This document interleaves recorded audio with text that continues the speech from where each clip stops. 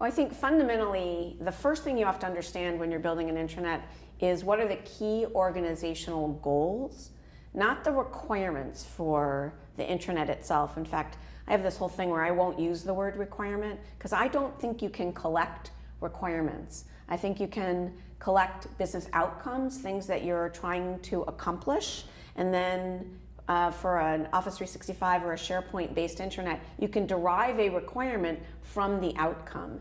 But a business user should really only be defining the outcomes. And so for IT people, we very often collect requirements, which means the answer to every requirement is, of course, yes, which means we can deliver that solution. But that isn't always the most effective or optimal way to achieve that business outcome.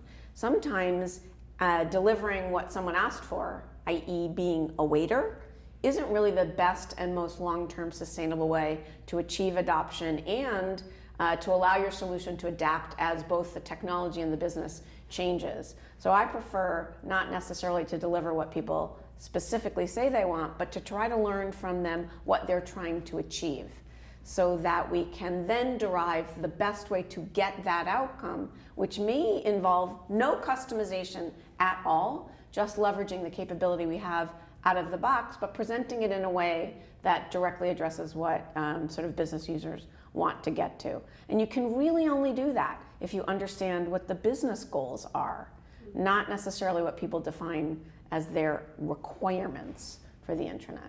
So I tell you getting that requirement is going to cost $1 million, all of a sudden it's, oh, maybe it's not so required anymore. Here's what I would really like to have happen.